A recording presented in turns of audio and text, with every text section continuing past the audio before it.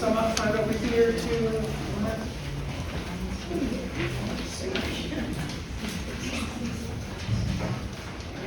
the official gavel. Good evening, everyone. Can you hear me all right there in the back? Yes. Clear? Yes. Oh, good. Thank you.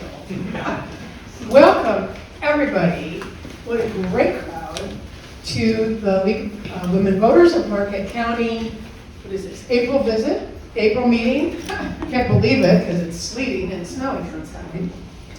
We welcome you all. Obviously, there's a lot of guests tonight, and we so appreciate you coming. We are going to have a bit of a business meeting first, as we always do. So bear with us, and if anything doesn't make sense, feel free to ask questions. We want to welcome, we've had several new members since January, and since we've had a Zoom meeting in there, I figured I'd read off those names. If you're here tonight, maybe stand up. So in January, we had Jeff Birch and Colleen Gaffney. In February, we had Catherine Russell, Megan Morrison, and Martha Nook. And then the newest members in March were Patricia Kemper, Leanne Lintala, Connie Middleton, Colleen Steele, and Leslie Addison. Hey, hi. How are you? Leslie? Thank you. I'm so glad you came back. So it's wonderful to have the new members and guests.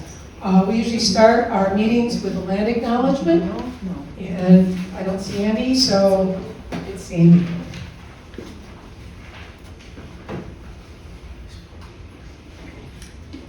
Is this right? Oh, yeah. This was written by Andy Ballinger, and so I'm going to read it. Marquette County is located on Anishinaabe-Akin, the ancestral and present-day homelands of the Anishinaabe, Three Fires Confederacy of the Ojibwa, Odawa, and Potawatomi nations. Michinaabini-Zibing, Marquette, has been cared for by the Anishinaabe for generations. While the land was ceded to the United States through the treaties of 1842 and 1836, the Anishinaabe retained the rights to hunt, fish, gather, and occupy the land containing their practices based on deep knowledge and respect for the land. However, the loss of ancestral homelands has perpetuated colonial violence, particularly against Anishinaabe, the Anishinaabe women. The epidemic of missing and murdered Indigenous women and relatives stems from the breakdown of Indigenous social structures caused by policies like the Indian Civilization Act of 1819 and the Indian Removal Act of 1830. The League of Women Voters of Marquette County remains committed to advocating for the rights of women, girls, and relatives as outlined in the Violence Against Women Act through education, awareness, and advocacy. For more information, please visit the National Indigenous Women's Resource Center, and I have the website if you're interested. Thank you.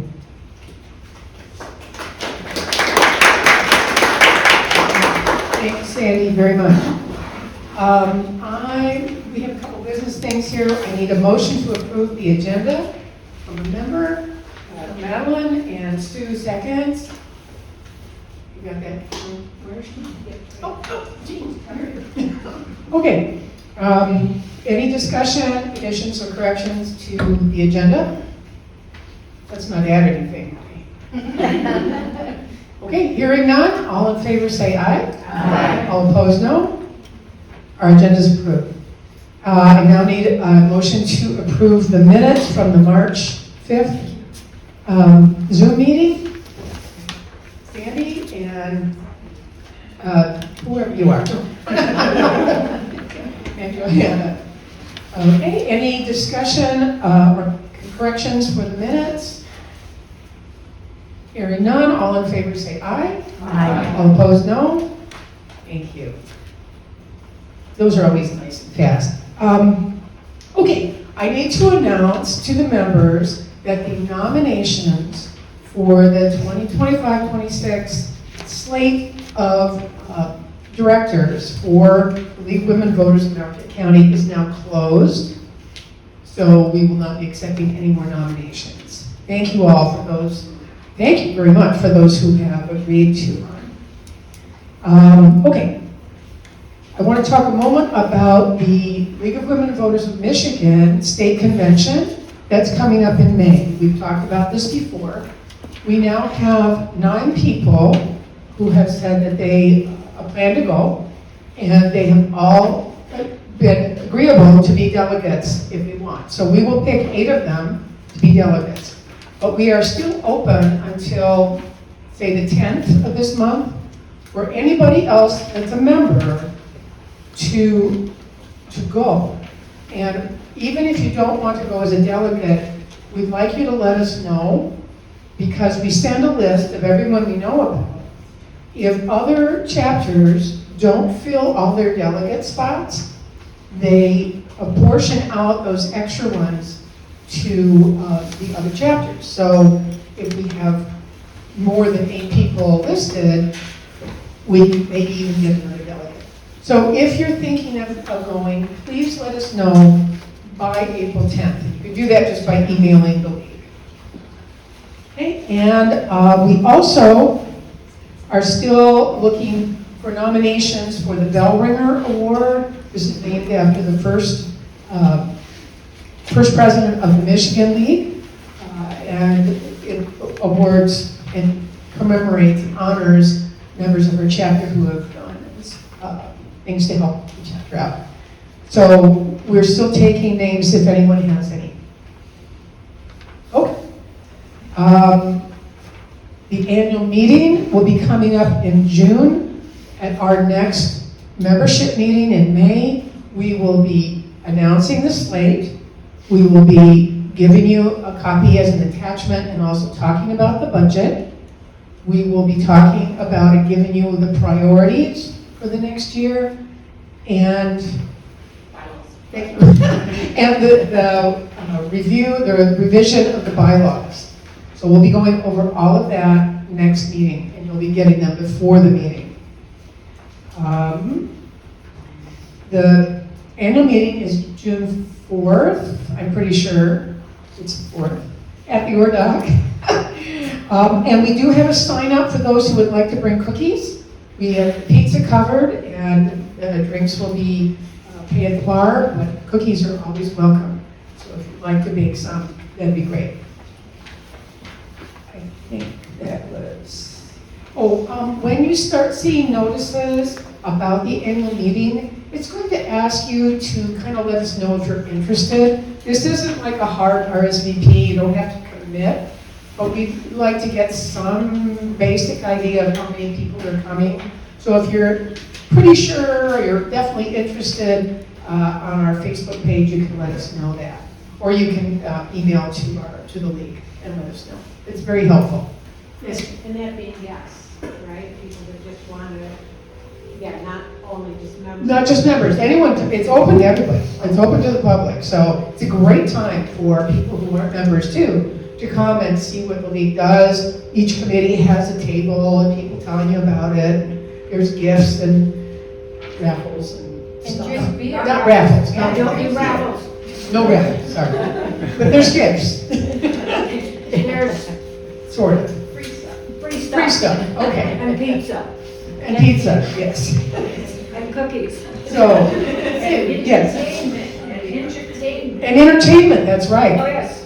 Excellent And entertainment. we are going to disclose what it is. Yeah. Entertainment will be a surprise. To us too, right? So that's June 4th at the Ordoc upstairs. Come if you're at all interested. We'd love to have you there. Okay. Okay. I wanted to this yes. Any nominations Oh, for the annual awards? We have a little description out here. Among the members, we need the Green Thumb Award, and we can do that award. So if there's anyone that you know in the league that has qualified for either one of those, please put that nomination in because we want to give those awards.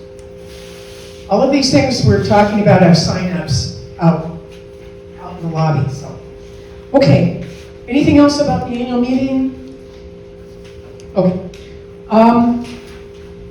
The League of Women Voters of Michigan is collecting stories from members about the effects of the federal actions since January. I put the URL on the agenda that all the members got. I have it on this one as well, if anyone who's not a member would care to see that. But they're going to collect them and they will be using them. When you send in your story, you're saying, yes, you can use my story about the effects that these actions have had. So feel free to do that. And you can, even if you don't have this URL, if you remember, you can go on the League website and that will lead you to where you can send the story. Okay. Next, I get to stop talking for a minute, and Burnham is going to come up and tell us about the federal judiciary study that we've been participating in. The League does studies from time to time about issues. This allows the League to not only do educational programs, but to also advocate for policies. And at the most recent national convention, the delegates opted for an expedited study of the federal judiciary. That means that all the local leagues conducted studies about the same information, but did studies of the federal judiciary. The group from the National League came up with 12 what are called consensus questions. The League operates, by the way, if you don't know, by consensus. That is, we attempt to reach agreement on things as opposed to just strictly voting majority. So the purpose of the judiciary study was to really educate ourselves about the federal judiciary. That's the federal courts on up through the Supreme Court.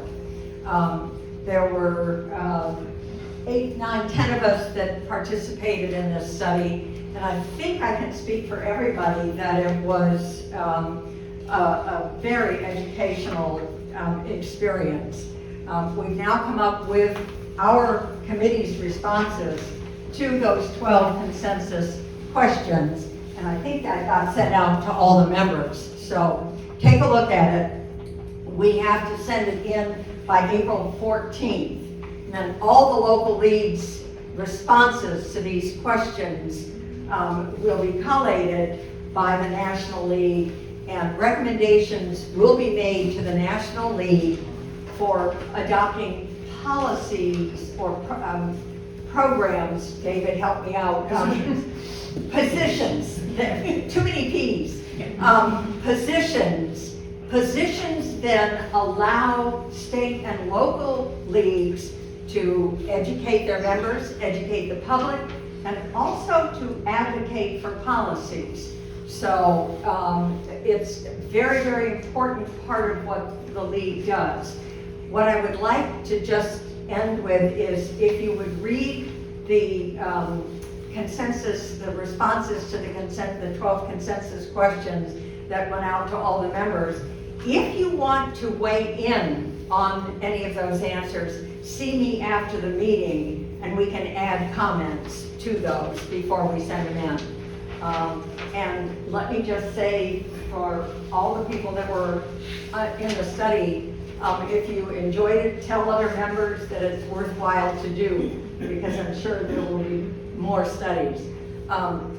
Essentially, we were looking at whether or not there might be reforms to the federal judiciary or the Supreme Court, things like term limits, age limits, other things. So it's directly impacting our lives by doing these studies. Thank you. Thanks, Bree.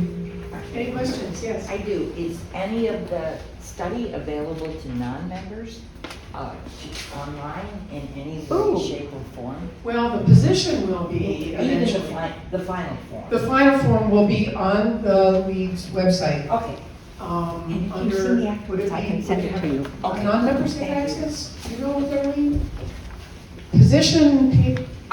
I don't think we could take comments from a non-member, No, but we no, could certainly I'm not- share it I'm with not a asking for that. I don't know. I non-member. don't know if on the Positions website. will be definitely, Available. yes. Yeah, Okay. Very good. yeah. Thank There's you. a whole book of the positions that you can purchase. Good question. Thanks, Bree. Okay, I have one more announcement that's happened fairly recently, and that hopefully all members will be interested in. As some of you probably know, there is a nationwide hands-off protest march going to be happening around the nation this Saturday. The League of Women Voters, National League, has endorsed this, has become a partner in it. So, that means that our chapter, although many of us individually, any of us individually could go. Members as individuals can always go to anything they want. But we can go as members, wearing our shirts, and representing the league to this march. And the league is encouraging members to do so. They are suggesting that the signs that members carry at least focus on issues, not on individuals. Because as all of the members know, we are nonpartisan. We do not support or oppose any candidates or parties, but we work on issues. So that's what is suggested. The march is going to convene at 12:30 in the Marquette Commons. And then the march, I believe, starts about 1 o'clock. And then it will come back to the Commons and there will be speakers. Yes, Joanne? Can I just add that from 11:30 to 12:30, there's also just a demonstration that has been taking place for a couple of years. At the post At the office. post office that the public is welcome to. And that would be a public thing. And Not- then those people will join that. Okay, also, it might be of interest, on the US website under League Management, there is a protest safety guidance paper, and it's excellent. So if you have any concerns about safety during a protest, that would be a good thing to read. Thank you. Any questions about that weren't clear? Okay. Okay, Sue has a couple of announcements about events coming up. You're coming up too. So I'm Sue Holliday. You're never going to hear me without this. I am the idea girl, but I'm also the fundraising committee. I am the committee. So I think of these things, and what I'd like to announce is that on the 17th and 18th of April, we are going to beg for donations at Super One grocery store. That's bad, not Not but put groceries in a bag. And then Mike, We can do some begging too. What? We can do some begging too. We can do some begging too. Mike, the manager at Super One, has agreed that we can also have a league table. So I have some volunteers out there. And when you think about it, you know, we ask you for money, but we don't include an annual fundraising thing from you guys. And you might say, well, what does the money go for? Well, it goes for league pamphlets and bookmarks, for educational processes that we do all year long. It goes for candidate forums. And without donations for these things, we couldn't go on. So there is 2 sign-up sheets for the 17th and the 18th of April from 10 to 4 p.m. Please sign up. There's some people already signed up. It would be nice if we had a group of 12 or 14 people for each day, because many hands get the job done. The other thing that we have is on the 10th of May, part of a community service position that I take is we're going to go do Adopt a Highway. And the good part is that we're not stuck way out in Gwyn anymore. We've got a position on 41. We probably won't get our sign in that position. So if we had 12 people or 14 people or 16 people that could, walk 1 mile and pick up trash along this 41 section, the sign-up list is there. What I do is the week before, I remind you of the Adopt a Highway. And you can bring guests as long as the person is 12 years old. I provide vests and gloves and trash bags and water. You just need to do things that are protective for you. A sun hat, clothing, work boots. Snow boots if you have snow out there. But we're gonna do this the 10th of May from 10:30 to about 1. It usually takes us about an hour and a half to do that, and then we're gonna go to lunch. Somebody has suggested we go to A&M Cafe, or we go to the Harvey Smokehouse, barbecue place. And then we kind of laugh about the funny things that we found along the highway. The other thing that we're going to have, and this will be our second event, is a garage sale. Now, the last time we had a garage sale was 2 years ago. We did it at my house and Pre's house. And it's gonna be the 30th and the 31st of May. We're gonna have 2 days of working before the garage sale to kind of collate the items. We don't want any clothes, because clothes are kind of a downer. We want things that you're kind of clearing out of your house to be donated and brought to Pre's house. Pre, when do you want to start collecting things? Anytime after May 3rd, I'll be there. If you want to bring it before May 3rd, you can give me a holler and I'll make arrangements. I'm going to be gone. But anytime after May 3rd, and the garage door is basically, the people door is open. I'll make room, hopefully, so you can drop stuff off. Yep, cool. And another thing is, in October, I'm working with Upper Peninsula Rainbow Pride, and we're gonna have a 3-night production of the Laramie Project for fundraising. Thanks, Sue. Yep. We have one more event to announce, and that's from Johan.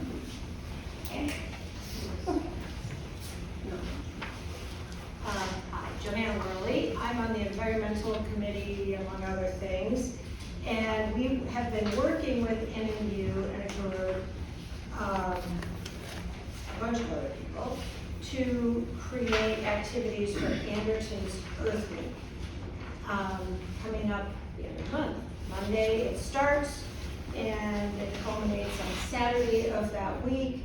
Everything from the kickoff week at the Ordock Brewery, where they're having an Earth Week tap takeover, and watching some documentaries for Earth Week, listening to music also, and learn about the history of Earth Week. Will be the first night. There'll be a trivia night, solar panel, Eco Reps, Denim Drive. There are posters around town. I don't want to read it all because we want to get to our special guest here. So we'll have these available out back. And please join us. And anyway, the league is also going to have a tabling event on Friday from 1 to 4 at Jamrich Hall, where we'll have information and wildflower seeds that attract butterflies and various things. So, hope you'll come. Yes. Is that information available anywhere else except that poster? Oh yeah, there are a bunch of smaller things, like there's a nature challenge. I didn't want to get into all the stuff, but there will be a lot of it. I think there's a QR code on one of the big posters that takes you to the website, which gives you a little more information about all the events. Really cool events. Joe, can I stick in where Goodwill should be? Because I forgot to say it earlier. There is a federal court 101 program. The league and the public, but the league especially, has been invited to come to the federal courthouse for a program on April 10th from 4 to 6.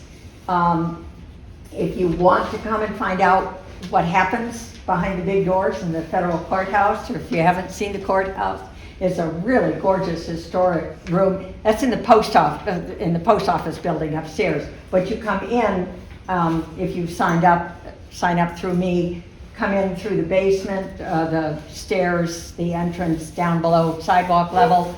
Bring an ID. Don't bring your phone because they'll confiscate it. Don't bring any pens, knives, anything like that that's sharp. But it's a fascinating time to find out what happens at the federal court. And there'll be follow-up programs. As you can see, we do a lot of things. There's sign-ups for all of this stuff out on the table. Please stop and look. And now we're going to go on to our presentation, and Sandy is going to introduce. Thank you for your patience.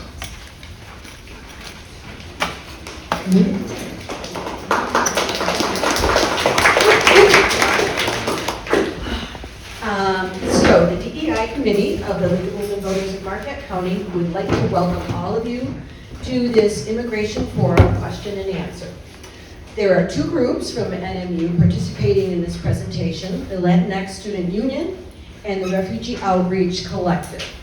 The presenters include Lauren Melendez-Rivero, a graduate student, and the current president of the Latinx Student Union at NMU. She moved up to the UP in 2019 to swim at NMU after living in El Paso, Texas her whole life. Co-presenter Emily Aguero is a sophomore from Lyons, Illinois, and majoring in psychology with a minor in art and design. Juliet Noriega is here to speak on behalf of the Refugee Outreach Collective. She is a senior majoring in psychology with a minor in applied ethics and is from Gilbert, Arizona. The presenters are also joined today by fellow Latinx Student Union and Refugee Outreach Collective members, Rosalba Brito, Ava Ampiliotis, and Cole Etcall. Their contributions and hard work helped make this event possible. Please give them a warm welcome.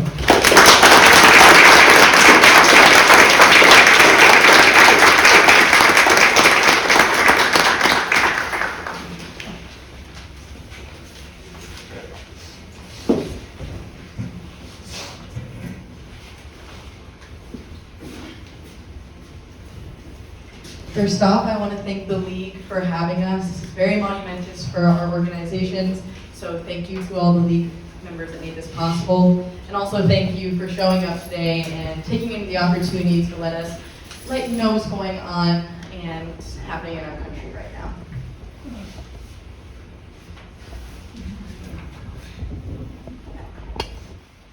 now. So this is our agenda today. I do want to give a little bit of a trigger warning. We are talking about human rights violations, so there will be some disturbing facts and possibly some disturbing pictures. So I did want to give a little bit of a trigger warning prior to beginning. But these are some of the few things we'll be talking about today.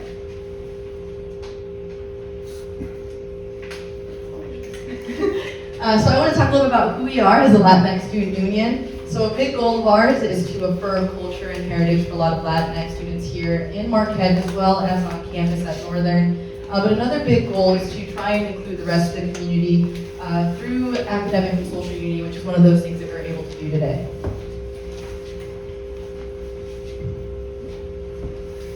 I'm here here to speak on behalf of the Refugee Outreach Collective. As said, my name is Cole Edgecombe. I'm the president of Northern Michigan University's chapter of the Refugee Outreach Collective. I'm joined by Juliet Noriega. She's our community outreach specialist. Our main focus is the Refugee Outreach Collective, our advocation for refugees. Specifically, we like to downstate and provide legal services when possible, partnering with law colleges. We like to provide medical assistance to any refugee communities that may also be downstate. We don't have a lot of resources up here, surprise, surprise. But that is kind of part of what we do to make an impact on our local communities. And one of the more expansive things that we've been doing up here is expanding access for quality education for refugees through our global classroom initiatives.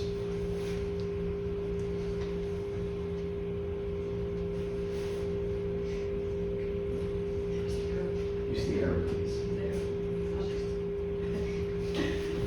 So today we are going to begin with the what and whys of immigration. So immigration is the act of moving from a person's country of origin to another country with the intention to reside there permanently. Refugees and asylees are individuals outside of their country who are unable or unwilling to return home because they fear serious harm or persecution. And those can include individuals who do not have a nationality, and they do not include any person who has ordered, incited, assisted, or otherwise participated in the persecution of any person. And these persecutions can go against their race, religion, nationality, social group, or political group. Naturalization, which we will be going over later in this presentation, is when U.S. citizenship is granted to lawful permanent residents after meeting requirements established by Congress. And then non-immigrant admissions are individuals who are admitted to the U.S. for specific temporary periods with the use of work and school visas. On the sides of these pictures, these are both naturalization ceremonies. As you can see, all of these immigrants look different. That is because there is no face to immigration. They can all look entirely different. So the next few what and whys are undocumented immigrants, who are individuals who reside in a foreign country without permission or have overstayed a visa. Conditional permanent residents are recipients of a green card, which is valid for 2 years, and a green card is a document issued by U.S. government that grants rights to live and work and provides a pathway to citizenship. Special immigrant juvenile status is when federal immigrant classification that allows certain undocumented children who have been abused, neglected, or abandoned to apply for lawful permanent residence. Why do all of these happen? Simply due to socioeconomic inequalities, poverty, climate change, repression, violent conflict, and immigration programs, including the Marcelo program, which one will be talking about in the next slide. So this picture right here that I want to highlight for a second, this is a Ukrainian mother. She is fleeing to Hungary with her daughter after the Russian invasion of Ukraine. This is the Democratic Republic of Congo, who was devastated by a flood, and they already had issues with displacement prior, but this is a big thing with climate change and things like natural disasters that might cause migration. These next two photos are a little bit near and dear to me. These are actually taken in my hometown, El Paso. These are Colombian and Mexican migrants who are moving through barbed wire. If you look right here, this brown fence you see in the background, that is the border line in between the US and Mexico. They are moving through to turn themselves into Border Patrol. This picture is some migrants who have been stopped by the National Guard at the Zaragoza Bridge. This bridge is about 10 minutes from my house on the Mexican side of the border. And they were stopped just to kind of get their information, see what's going on. Something that is important that I'd like to note here is many of these Guard members have their faces covered, glasses on, and many of them are not wearing badges, and they are unidentifiable. So I wanted to talk a little bit more about what kind of programs that we have had, as we talked about that being one of the reasons that people migrate. So this was the Bracero program. This was the original migrant program. It was one of the largest migrant programs we had here in the US. This was essentially an agreement between the US and the Mexican government during World War II. The US agriculture system was suffering greatly because we're at a lack of workers due to us sending them out to war. And so what we did is we partnered with Mexico in order to bring in agricultural workers to try and help. Many of these workers were promised wages, living conditions, medical care, and hopefully amnesty for a lot of them. Some of them were temporary workers on work visas if they wanted to go back to their families. When they arrived, as you can see, they were here giving their paperwork to U.S. Workers to try and get themselves documented, get those work visas put in, and this is them working in their fields. However, this quickly turned pretty sour. A lot of the farm workers and a lot of the people who owned the farms ended up manipulating and mistreating a lot of these migrants. They took away a lot of their pay. It was very equivalent to some slave labor. They withheld medical resources from them. If they did have housing, it was unlivable. And as you can see here, this used to be told that this was lice protection, but in fact this had pesticides, and they were doused with pesticides daily before working in the fields, as we know that is extremely toxic. Later on, a lot of these migrants were trapped in these areas because they didn't have a way to get back home, and again, they were under this semi-slave labor aspect where these people were basically being owned. And a lot of US citizens thought that this was them taking jobs, and so the Eisenhower administration was under a ton of fire by a lot of current citizens, especially in the southern areas of California, Arizona, and Texas, and that is where Operation Wetback came. Now, if you're not familiar with what wetback is, it is a slur used against several Latin individuals. It is a term that they try and use for people who, quote unquote, cross through the Rio Grande, which is where the name wetback comes from.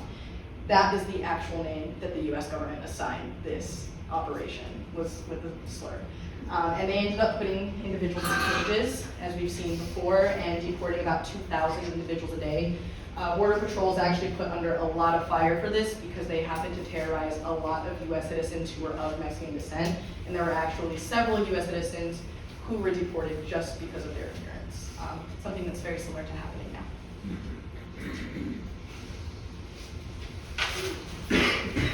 So I'm not going to go through each of these bullet points, but I just wanted to kind of show you just how much immigration law has changed, how much we do have of immigration law. A big thing that I want to expand on here is the rhetoric on which this is pointed and built on. It is extremely racist and very excludatory. So I want to go through a few immigration acts. So the Immigration Act of 1891, the US had already made a list of races and nationalities that they did not want to allow in the country anymore. And so what they did with this act is they expanded the list of excluded immigrants, and that actually enabled the US to deport any immigrant who found themselves now in this excluded list, even if they had been in the country already and had already gone through the immigration process. The Immigration Act of 1917, this is another very excluding act. They imposed literacy tests and other restrictive measures that were aimed at limiting migrants specifically from African and Asian countries. That is another thing I want to point out here. They literally have it in one of these names, the Chinese Exclusion Act. That is inherently racist. It is inherently exclusory. The next thing I want to talk about is the Emergency Quota Act of 1921 and 1924. This was a temporary law that limited the number of migrants that were allowed to the US. Now you might think that's just a little bit more stressing on who we are letting in, maybe allowing longer screening processes.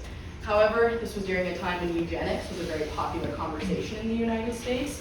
And Mexicans were actually referred to as mixed breeds in a lot of the communications they had and a lot of the propaganda that was placed out there because we were quote unquote not Spanish, not Mexican, not American, we were mixed. So then we couldn't even have the opportunity to apply for naturalization in the States. This next act, this was actually called out by several congressmen during the time of it, that it was a violation of due process, particularly the Fifth and Sixth Amendment. This basically subjected migrants to the threat of national surveillance and arbitrary arrest and granted a new power to the president to deport non-citizens. That is essentially what is happening right now. That was the Alien and Sedition Acts of 1798. Centuries. And it is the same thing that is happening in our country right now. This act is the one I want to focus on. This is the one that the U.S. primarily functions under. Established in 1952. This is a public law, meaning it can be changed several times, many times as one might want to. And as of January 20th of this year, 262 changes have been made to a single immigration law since its enactment. That's 3.6 changes in a year to a law. And that 3.6 is going to come in handy here as we talk a little bit more about how the naturalization process actually works. So here we will be going over the naturalization process. So it is a 10-step process where permanent residents who have resided for 5 years, they are the only ones available to take this test. It is done through informative paperwork that takes extremely long to fill out. This is everything that you need to know to fill out this paperwork. It is $760 to file, while also typically losing $10,000 in legal fees. Usually the process takes about 7 months, which is stated under the USCIS, but the current average is 11 months, and then for the average individual, that increases to 18 to 24 months. 340,000 are denied per year, and it can get very difficult to fill out this paperwork. And it is extremely difficult to get approved when there are 3.6 changes per year in immigration law, and most U.S. citizens cannot complete this test. So now we'll kind of be talking about moving more into what kind of law we have in place and what we're currently seeing. So an overview of ICE, their roles and enforcement, as well as the authorities and powers they have. So how did they come to be? Essentially, the Department of Homeland Security responded to the 9/11 attacks by creating these 3 branches: the Bureau of Customs and Border Security, Bureau of Citizenship and Immigration Services, and the Bureau of Immigration and ICE Enforcement, or Customs Enforcement. So these are some of the 3 things that they do. So enforcement and removal operations, that's just the arresting and removing of individuals who threaten public safety. And on their website, they list those people as known or suspected terrorists, gang members, and those who have committed egregious human rights violations or war crimes. Another thing that they can do is they can conduct Homeland Security investigations. This is an investigation and prosecution of exploitative processes. That's going to be human trafficking, child exploitation, cybercrime, financial crime, and a variety of exploitive practices. Another thing that they can do, the Customs and Border Protection, is enforce laws at the U.S. border or within 100 miles of border or coastline states. That is us. We, as Marquette, are on a coastline and we are within that 100-mile radius. I will be talking a little bit more about what it means to be within that 100-mile radius as we continue. But I want to talk a little bit more about what they do first of all. So border searches, that's a stop and search of a vehicle, individual, and belonging without a warrant or probable cause within that 100-mile zone. Checkpoint operations, those are fixed checkpoints. You typically see them more on the southern border. It's pretty rare that you see that on your northern borders. They're just these little pop-up areas where Border Patrol units are at. You drive through and they ask you your nationality and then send you on your way or keep you there depending on what they may find. And then arrests, again, these are done without a warrant or suspicion, but they can be done in these 100-mile radius zones. So some of their authorities and powers. So they have investigative powers, which means they can investigate individuals they believe are suspects of immigration violations, and that can be anything from overstaying a visa, unauthorized work visas, or criminal activity. They can conduct administrative warrants, which are issued by the Department of Homeland Security for immigration violations. However, these are not judicial warrants. These are not the same and do not grant the same authority to enter like private homes or private businesses, for example. Search and arrest, they can conduct raids at workplaces, homes, or public locations to identify and detain any undocumented individuals or individuals they believe to be undocumented. Some of the limits that they may have is private homes. Both agencies require either permission to enter or a judicial warrant signed by a judge to enter private residences. Or workplace raids, they need the same thing, employer consent or a judicial warrant. Profiling, that's a big one that we see, is they cannot target individuals basically based on their race or nationality. And access to documents or devices, you can deny giving them your phone or any documents you may have on you, but they can request those. We do see a little bit of infringement on the Fourth Amendment rights when it comes to these things. So if you look at these photographs, we have a raid here that was conducted at a work site in Ohio. Another one that was conducted at a Denver apartment complex. And these are some ICE officers who are in training over in the McAllen, Texas Center.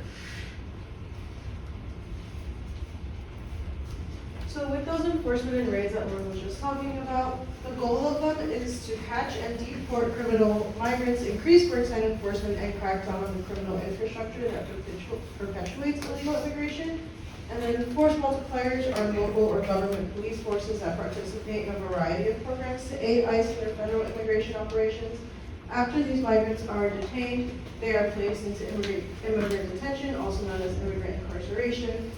And these non-citizens are detained in prison-like settings, with most centers having inhumane conditions while they await deportation. Once they are detained and processed, ICE has a legal responsibility and obligation to provide necessities and adequate care to detainees. Oftentimes, they don't have to.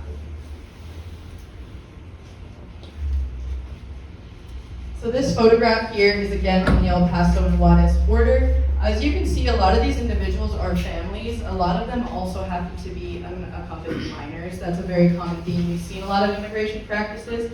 Parents usually can't afford to take their entire families, so they hope that their child makes it safely to the border. They are here lining up. Usually they come to the border because they're fleeing something, and this is their first introduction to the United States. But here they're being restrained by ICE, and then they are assigned a number as a way to identify them. And then they are put on a bus, and they are bused to a detention center to be processed. I can think of one time in human history we saw something very similar to this happening. So in these detention centers, after they have been processed and been numbered, they go into immigrant incarceration, also known as immigrant detention. It is a system in which non-citizens are detained in prison-like settings while they await deportation. There is virtually no difference between immigration detention conditions and those in criminal custody. In fact, they are very typically inhumane. Majority are owned by private prison companies and mobile jails, and the average length of stay is 54.7 days. And in these prison-like settings, they're usually old private prisons or owned by private companies, meaning they're in a contract with a government agency and paid a per diem or monthly rate per inmate and length of stay. And because they are private, there are multiple cost-cutting measures that usually impact inmate care and safety. And the government has granted $430 million more in addition to $136 million to the Department of Justice to support increases in detainees with new laws. And from 2000 to 2017, there are 17,772 to 38,106 immigrants per day. And then compared to 1983, it jumped from 30 to 30,000 per day. And here there's a closed private prison in Baldwin, Michigan that will be opening as a new detention center. So I want to talk a little bit about the conditions that these detention centers have kept people in. So this first photo here up on the top left, so these are what they label as pods. It's basically where they place people in cages. There's clearly no standing room, sitting room, laying room. They are cramped in there. They are typically supposed to divide them at least by gender and age for safety reasons and for identification reasons. Now, with how packed close they are, of course, there's going to be issues such as health risks. Like we said, they're there for 50 plus days, typically on average. A lot of women do not receive any menstrual care, so they are free bleeding, and that can be an issue in this for health risks and things like that. There's no toilets, there's no water in these spaces. And we'll talk a little bit more about bathroom conditions and shower conditions as well. This next picture is from a Tucson detention center. As you can see, they are in a cell, essentially. It's kind of just 4 walls with nothing else, no windows, no anything like that. These blacked out ports you see up here, these are their quote-unquote toilets and showers. There's not even any laying room for them, and they're only provided with mylar blankets to sleep. This picture here is what happens when there's overcrowding. And of course, that isn't due to the migrants' fault by any means, but they put them out in these spaces, and they are heavily guarded if they are not put inside of a cage outside, which is another common practice that ICE and Border Patrol use. And in these fake campsites, essentially held up a fabric and stick. This is the Marshall Project. They did a collaboration with The Guardian in order to show what the 2020 administration claimed were humane conditions that they were putting individuals in. As you can see, this is still overcrowded, even with cleaner conditions. They are also in these locked rooms that is an extreme fire hazard, let alone the amount of people in that room. I'm going to skip over this middle picture for a second and go back to these 2 left photos. So these are the movements they tried to make these detention centers be a little bit more humane. But this is a Bristol County ICE detention facility here. Migrants were forced into very forceful searches. They in fact used flashbang grenades, pepper ball launchers, pepper spray canisters, anti-riot shields, and even deployed canines. There's a lot of translation issues which can lead to a lot of tension between the detainees as well as the ICE individuals who are working there, which leads to these very forceful raids. So, okay, we gave you a bunk to sleep in, but we're going to destroy it every so often. This picture in the middle, this is a 13-year-old girl with a 10-month-old child. We're unaware if that is her child or not. But this was a picture taken by Congresswoman Ann Kuster when she visited a McAllen, Texas detention center. As you can see, they're being kept in a cage where they're sleeping on the floor with only mylar blankets.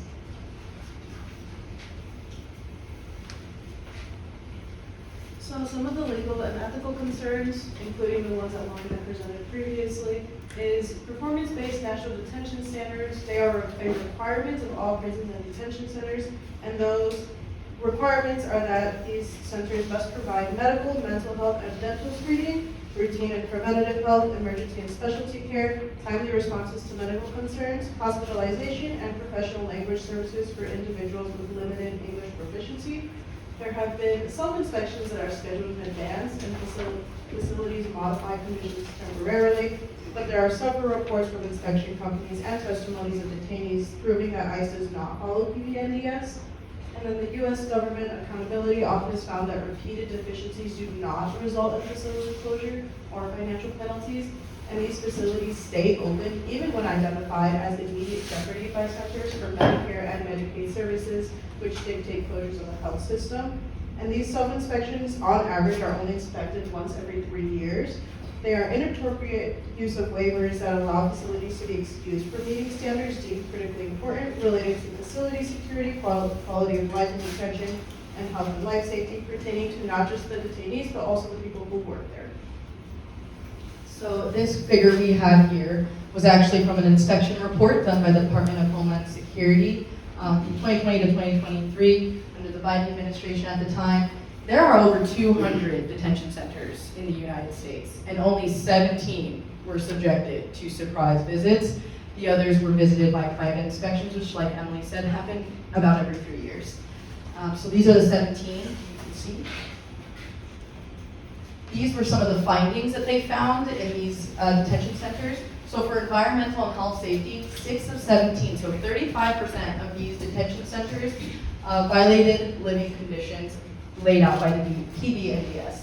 Special management units staff at 12 of 17, so 71% of these facilities did not consistently provide required care for detainees, such as detainees in segregation as well. And we will even talk more about the segregation issues that we have there. Staff and detainee communication, staff at 14 of 17, so 82% of the facilities did not meet standards for staff detainee communication. Dental and chronic care / staffing shortages, 10 of 17, that's 59% of facilities, found instances of non-compliance with medical care standards. The grievance system, 13 of 17 staff members, so 76% of facilities, did not comply with grievance system standards. So we'll talk a little bit more here about some of the human rights issues that we have in these areas. So direct contributors to human rights violations, the separation of children from their families and their parents. This leads to post-traumatic stress, anxiety, depression. There's the threat of not knowing when they're going to see their families again, as well as the constant threat of deportation. Solitary confinement is another big one. There's an average of 27 days that an individual will stay in solitary confinement, as well as some of the private, specifically detention centers, will have a 90-day automatic stay in solitary confinement. Capacity issues lead to people being left outdoors, like you saw in that encampment. Inspectors revealed numerous food violations. There was rotten foods, expired foods, unsafe food handling. If you or anyone who has worked in the service industry, you know how serious it is to make sure you are handling food safely, and that was a very large issue that they had. Another thing is bathroom conditions. A really big issue that they had was a lot of their toilets have the sink attached at the top, and it is non-potable water, but ICE officials would tell the migrants and the detainees that the water was drinkable, and that caused severe health issues. They also found severe molding and rusting in these areas. A lot of the bathrooms leaked fecal matter if they were even operable. Voluntary work programs is another thing that I want to talk about. Many migrants who have been released from detention centers and have either returned home or remained in the States, they have talked about how they had no idea what was going on other than being screamed at to do custodial work or kitchen duties. And once this was kind of brought to the light, a lot of the private prison companies, specifically the GDO group, was under storm. And what they think, they have a $4 billion stock value, and they are still currently fighting human rights groups and their state policy makers to pay their migrants even less than $1 if they are going to be engaging in any form of work at these facilities. Another big thing we want to talk about is medical malpractice and neglect. They have a very large detainee, not patient mindset. There's severe bias and discrimination a lot of language injustice, willful indifference, a system over patient mindset, and then a huge issue that we are seeing in the Department of Homeland Security has also reported this, is there's massive falsification and inconsistencies between records and reports. And so these are some of the photos of the conditions that these individuals are kept in as well. So these are migrant children who have been separated from their parents and they're being kept in a youth juvenile detention center. This is them watching Ferdinand the Bold as they await for, at the time, First Lady Melania Trump to come visit and view the humane conditions that these individuals are kept in. This is a photograph of a man who was separated from his daughter at the southern border.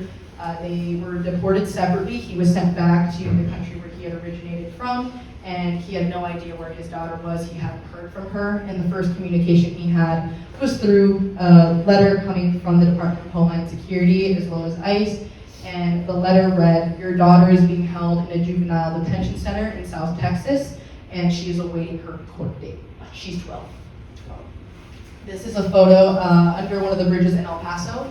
There was an overflow issue, and so like I said, they put people in cages again under. As you can see, there's few Mylar blankets to go around. There was no water, there was no porta potties, there was no form of anything, and this picture was taken in the dead of winter. And if you know anything about the desert, especially in the winter, at night, temperatures go below freezing typically. These are some of the bathroom conditions. So like I said, leaking fecal matter. This is the sink they had attached that they told them they could drink water out of. This is the shower that was basically inoperable. These are some of the food stores that they had. That first box with the red substance, that is rotten meat leaking blood. The second picture was in one of the fridges they had. This is an unknown food. It was unlabeled. It had no expiration date on it, and it was not properly stored. This was used to serve migrants that morning. This particular picture, this is a solitary confinement cell. This is the solitary cell where 27-year-old Giancarlo Jimenez Joseph was kept. He had reported when he first went into detention that he had severe mental health issues.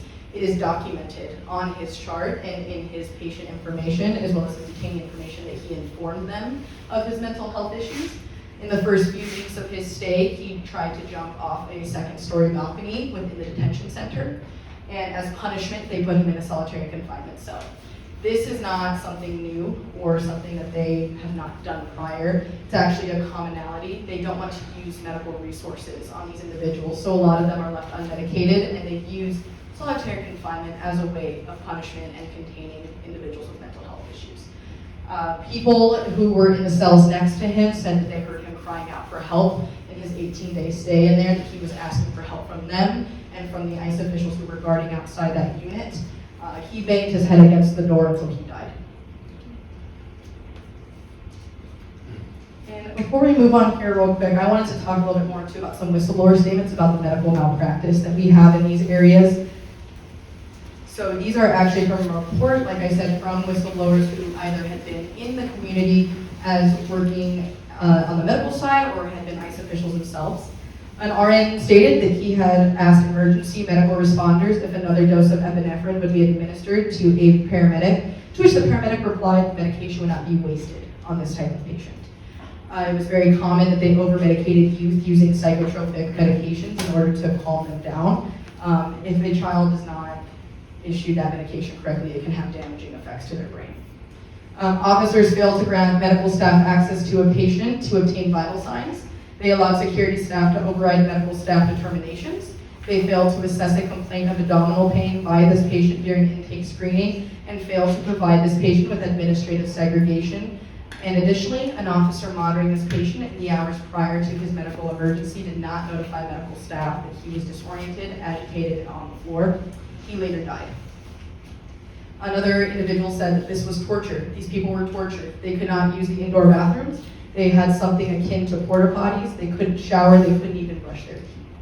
So these are just some of the rights and human rights violations we are seeing in the malpractice that we are seeing in these places.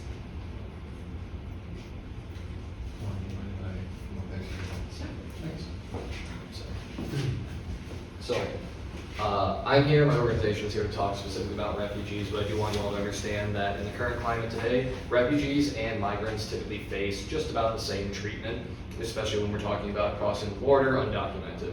Typically, we, with the Refugee Outreach Collective, have realized that refugees are considered like a subclass of human being to any government on the planet. Essentially what a refugee is somebody who has lost the protection of their government originally and is seeking asylum somewhere else. That's a very broad way of putting it. There are several types of refugees, but that's also typically what we see from most migrants who are coming from one country into our country, is that they are simply seeking a better life and feel that it is untenable for them to stay within their own country. So what I'm going to talk about very specifically is a lot of comments that come through with rhetoric in the country currently about the rights of refugees and also the rights of migrants, documented or undocumented.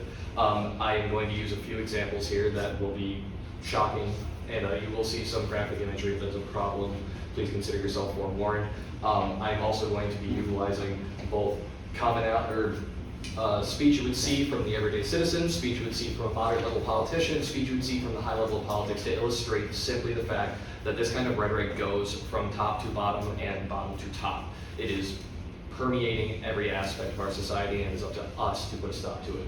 So, very quickly, it is a misconception in this country that undocumented migrants as well as refugees do not have rights under the Constitution. Many people say if you're not a U.S. citizen, you do not get rights or protection under the Constitution. That is a flat-out lie.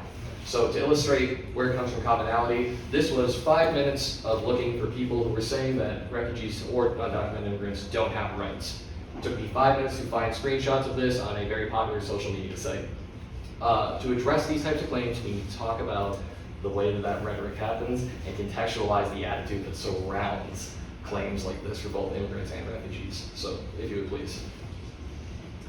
This is Laura Loomer. Again, we are part of the League of Women Voters. We're not calling out specific individuals, but I specifically chose this because Laura Loomer was a congressional candidate for Florida's 21st district. This illustrates a federal level that is not all the way up to the executive, and she received a great amount of popular support at 39.10% of the votes. While she did not win, she does carry 1.5 million followers on X, formerly known as Twitter. And I'm going to read it out loud just to make sure we all hear it, right?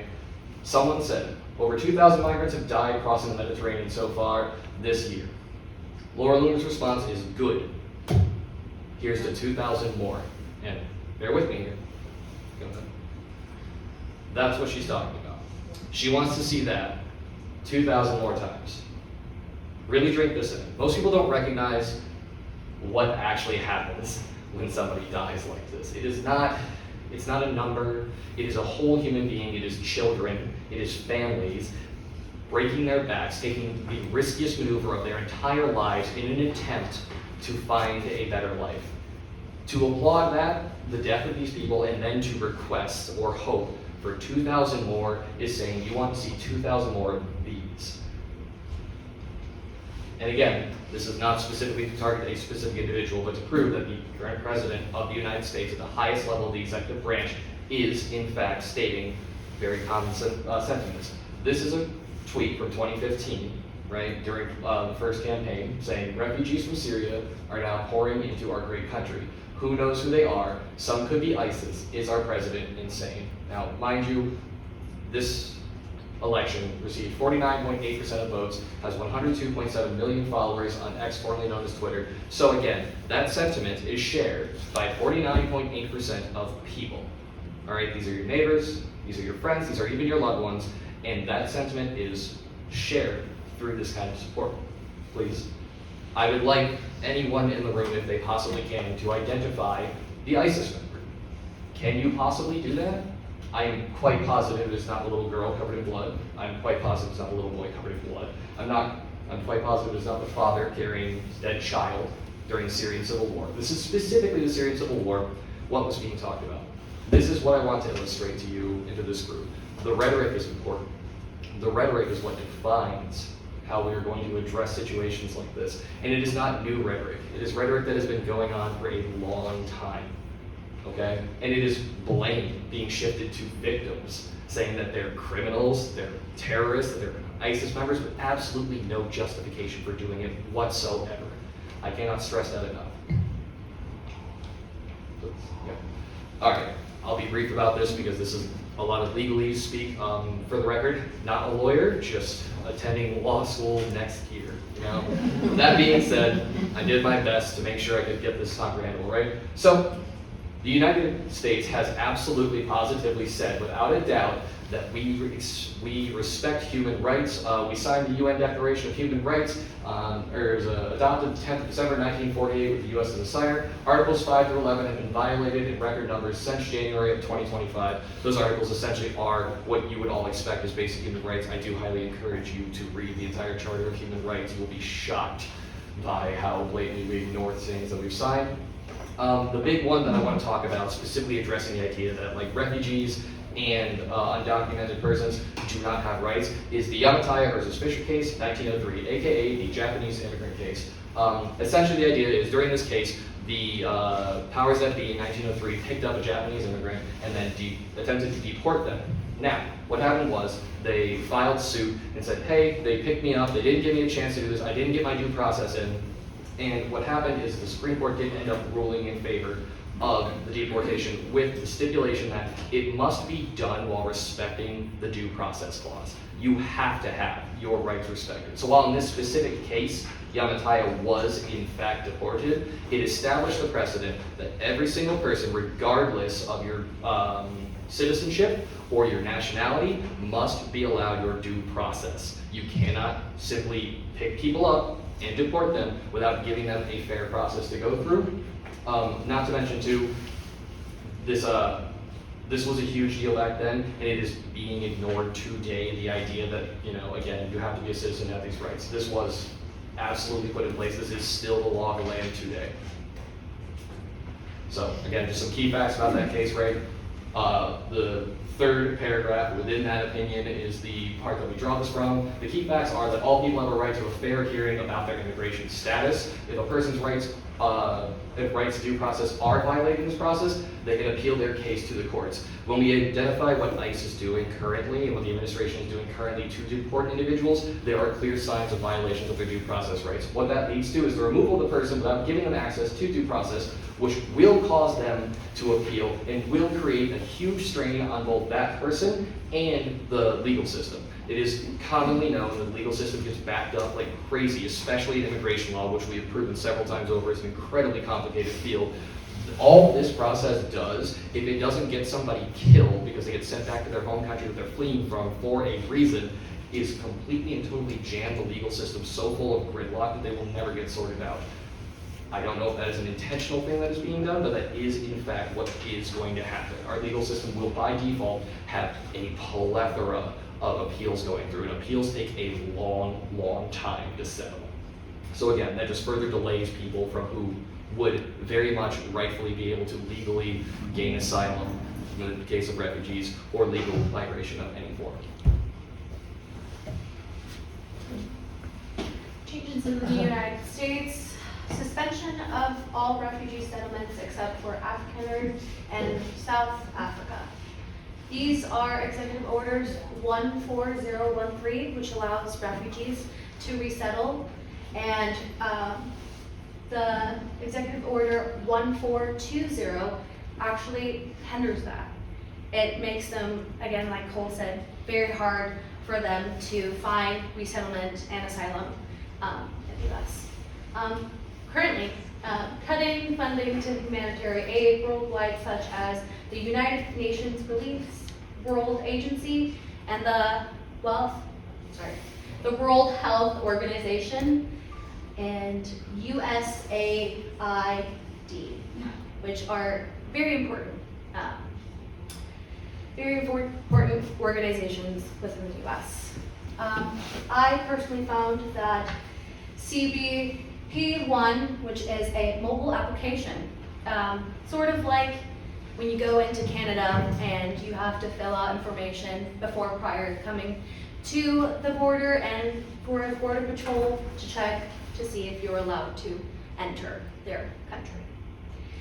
This affects migration and refugee policies, allowing undocumented travelers to submit information. That is a great and efficient way to do it. While looking and searching it up, as of February 2025, this is no longer a thing. pass for refugees. Being outside of the country, especially humanitarian concerns to the U.S., demonstrating that one, persecute and admissible in the U.S. So these refugees receive a referral to the program that can include a spouse, child, and sometimes family members. This referral is received from the individuals and is given help to fill out, and then they are interviewed by an officer. And then they are determined whether they're eligible to enter or be denied into our country. If approved, they will again go through a medical exam and cultural orientation, and then will be given a loan for travel plans, as Lauren and Emily have greatly explained the due process of all this. This may include them working as soon as possible as they enter the country, or being again denied within our country. Permanent residency is also filed within a year of arrival, and again, this is a very due process that can take about more than 10 years to some people. So using what we were talking about here and what kind of rhetoric kind of happens and how that is instilled in a lot of the things for due process is no longer something that we are allowed. So some border security. That 100-mile zone has changed for us, but prior to the change, the entirety of Michigan was in that 100-mile zone. We are inherently a border state. So we are still in that space where your Fourth Amendment rights are still infringed upon a little bit.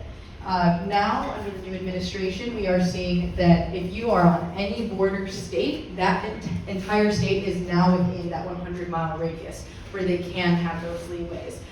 So within that radius, we can see the allowance of racial profiling. They can stop, search, detain, interrogate, and arrest without any warrants or without any reasonable suspicion. That can be anybody in this room.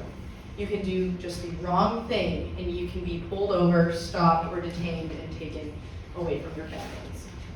2/3 of the US population already lived within that 100-mile radius. That is a ton of the US. That is 67% of the United States. A big thing that I want to highlight here is back in the later part of the Trump administration during 2020, the Border Patrol was granted immunity from the Freedom of Information Acts. So if you're anyone who works in academia, if you've ever had to try and reach out to get your medical records, if you have ever tried to reach any federal policy to get your records, that is what a FOIA request is. It's just a request of all your information, what may have happened, who was involved, who worked on that. And so Border Patrol and ICE were essentially granted immunity from lawyers reaching out for those requests for legal cases, for those appeals we were talking about. Essentially, there was no way to get the information on who was associated with your family member, what happened to your family member. There was no way to get it. Shortly after that immunity was granted, BORTAC units were sent out in some of our largest cities and most diverse cities. That's going to be Chicago and Detroit, were some of the two big ones we saw. They essentially went door to door, and this is the most elite of the elite of Border Patrol and ICE. And they went down door to door, breaking down doors, searching homes in hopes of finding undocumented individuals. Can you press quick? This is a BORTAC unit. These people were going door to door. They're destroying homes, searching for whatever it is they deem that they may find. A lot of these communities were communities of color and communities that were laced in poverty. There were actual several U.S. citizens that were impacted by this in particular. This is something that just happened recently, again, within that 100-mile zone. Rosia Osterk, she is a Tufts PhD student. She has a valid student ID to be studying and pursuing her PhD in the U.S., and she was stopped and essentially kidnapped. She was detained by individuals in an unmarked car, in unmarked clothing, and they covered their faces, and they were wearing sunglasses and were wearing beanies. She had no idea who these individuals were. The government recently said that the reason that they did this and they revoked her student visa was because she was engaging in activities with terrorist organizations. Her engagement was an opinion in her school's newspaper where she criticized the school's response to students' free speech in regards to the Palestine-Israel conflict. It was an op-ed in the student editorial that was terrorist activity. This picture isn't essentially the individual who we'll be talking about. This happened on March 15th, and the administration currently in office just recently came out to say that this was an administrative error. Kilmar Armando Abrega Gomez, he was a U.S. citizen since 2011. He has a wife and a 5-year-old son. They are both also legal citizens. In 2019, he was actually granted a withholding removal protection from the United States government that basically approves someone to be a refugee or someone who is receiving asylum care. And again, in order to be classified as that, you have to be clear to not have done any sort of wrongdoing.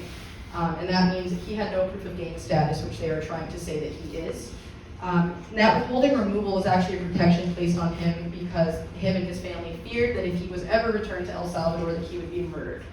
And they recently deported him off the street. They picked him up off the street and deported him back to El Salvador, where he is in the CECOT, which is this prison right here, is one of the largest prisons in El Salvador that targets specifically gang members and terrorist organizations.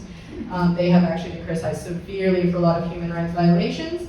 The only reason his family knew where he was is because of an informational ad and a propaganda ad that was filmed on TV, and that is how they found out that he had been deported back to El Salvador. They had no idea where he was. So we're going to talk a little bit about your rights. You have rights here, especially as people who are living in a bordered place. You have the right to remain silent or state that you will only answer in the presence of counsel. Immigration officers cannot detain you without any reasonable suspicion. Immigration officers cannot search you or your belongings without probable cause or consent. And immigration officers cannot arrest you without probable cause. And the big thing that I want to highlight here is your silence, nor does your race or ethnicity suffice as probable cause or reasonable suspicion. You cannot be stopped because of the way you look or because if you have an accent. We live on a Canadian border. We joke about the Uber accent. Who's now to say that the Uber accent is no longer going to be your Canadian immigrant? How can we report you if that is what they are thinking? So some of the questions that a lot of legal people have given out for advice is to ask, am I being detained? Am I free to leave? Because they usually have no reason to stop you, and they are just usually infringing on our Fourth Amendment rights.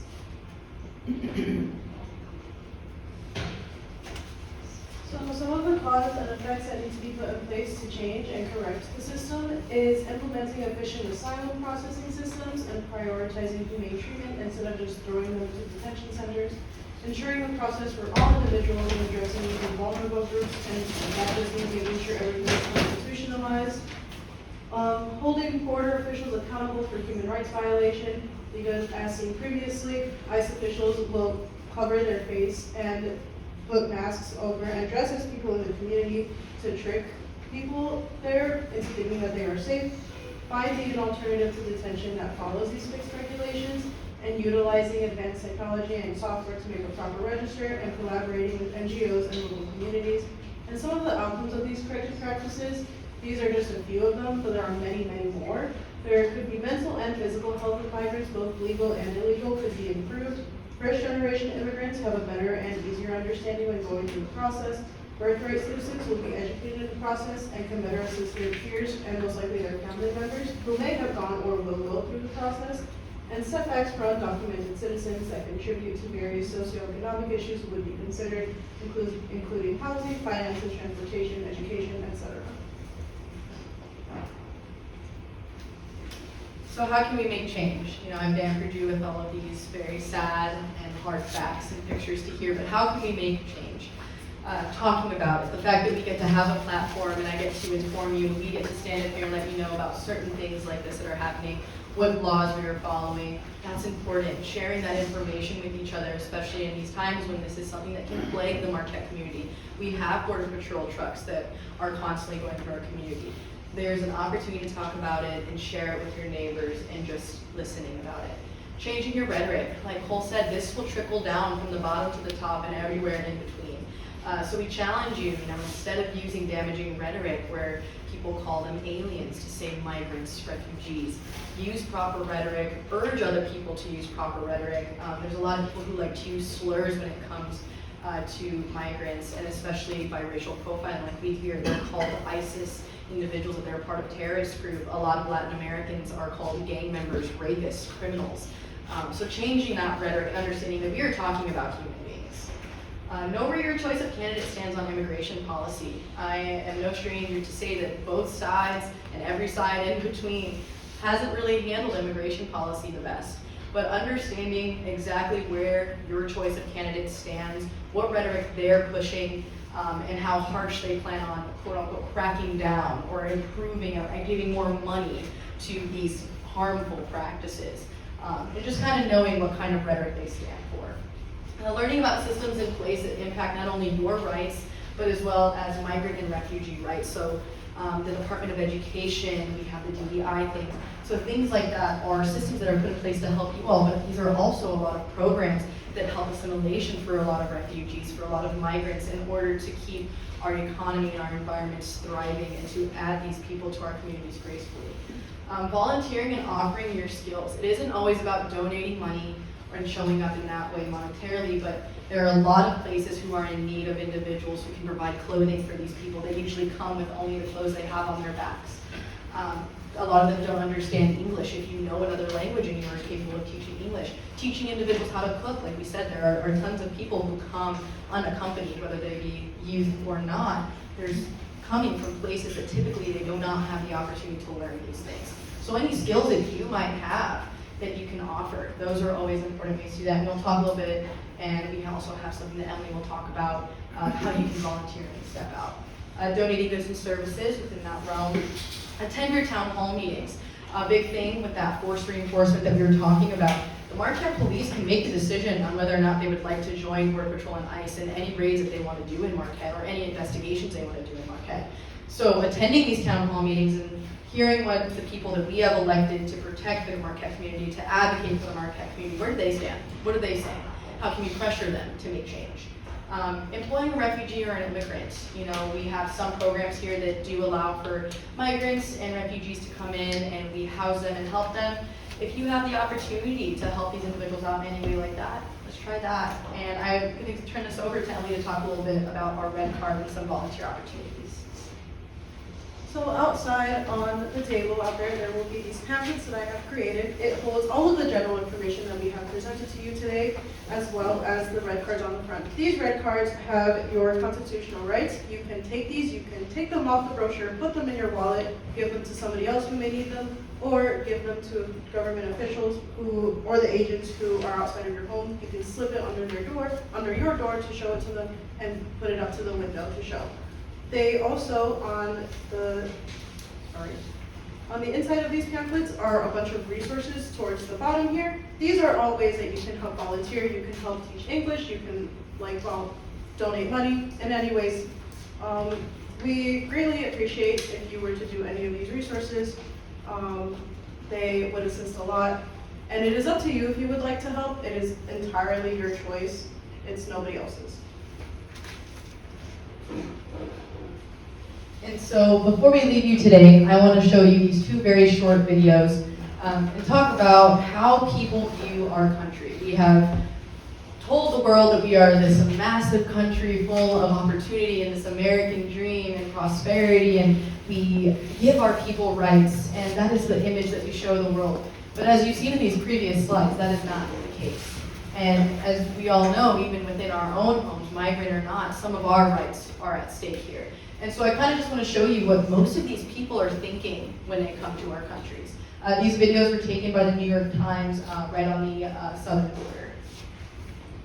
If you push click on it. Yeah, click on it.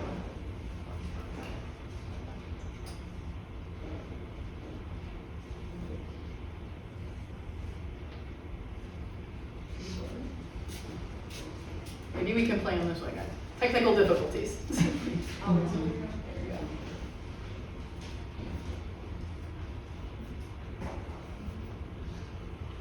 Well, I won't pain you in waiting to get to the technical difficulties. I've seen these videos multiple times. This first video is a man and his son. They have just arrived at the southern border, and they are saying, thank God that we were able to make it here. After everything that we have been through, thank God we have made it to the land where human rights are respected. Now that was a hitter for me when I watched that for the first time. This one as well, this is a mother and daughter. These are both Nicaraguan immigrants, and hers was saying that they were so glad they were finally going to be okay after they had been kidnapped, after they had been starved, and after their hard trails through the desert to get to the U.S. And they were just so excited they were finally going to be okay. But yes, that's all we have for you folks, and we are open to questions. Yeah, let's do some I'd like to know what's questions. going on at NMU. You guys have not told us what's going on with the foreign students, green cards, how is it, and the policies over there? They've actually been pretty silent. Administration has been pretty silent about where they're standing on that. Mostly it's the student groups that have been trying to bring awareness or start pressuring administration to have answers. I know that the Young Democratic Socialists of America, they are currently trying to sign petitions and get petitions sent out. I know that's still in the works to make Northern a sanctuary space. Just because it is public, ICE is available to go on campus. And so that's something that I know that the YDSA is working on. And as far as we know, we haven't heard anything from our administration on how they hope to protect our international students as well as our people of color on campus. And no one's had really any problems up there with our border patrol and all of that?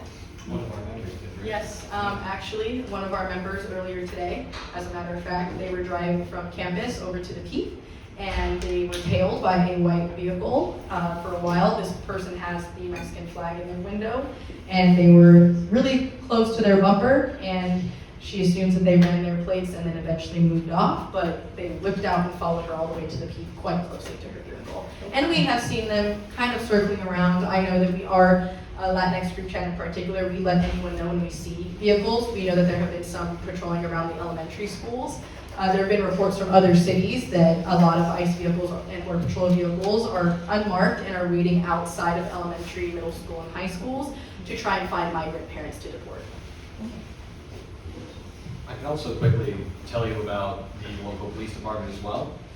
We did have a member at LSU speak about this, that they were pulled over by a Marquette City police officer, routine stop, and the first words out of the police officer's mouth were, "What is your nationality? Are you a U.S. citizen?" It was not driver's license, it was not registration, it was not the standard, "Do you know why I pulled you over?" That is the first words out of a Marquette City police officer's mouth. That means that the Marquette City Police have either been directed to or are independently as officers trying to aid the efforts of getting rid of our students. So we're talking about the effects we've seen for our students on campus. That's also a really big one. Did you know that student? Yes, it's a member of the I was gonna say, Latinx did the student look like me? No. community. Thank you. They typically do not ask for Canadians.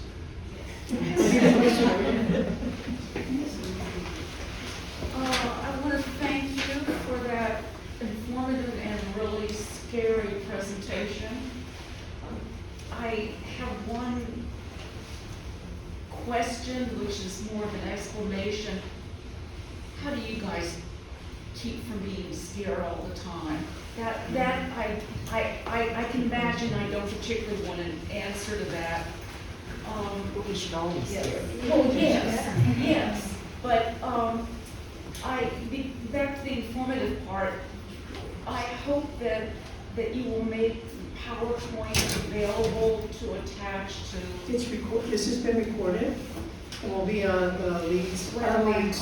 I'm interested in the slides. But it will be available that way through the YouTube. I will be here after the meeting, and if you give me your email, I can also go ahead and send them to you as well. so Well, you have my real question is, you guys have any guess about how many kids and adults were so radicalized by their treatment that in effect, we've created this whole generation of radicals? What do you define? Well, I mean, people that are, I'm really sorry to be mundane about this, but we have to leave because the library closes. Otherwise, I'd be happy for us to stay. Thank you.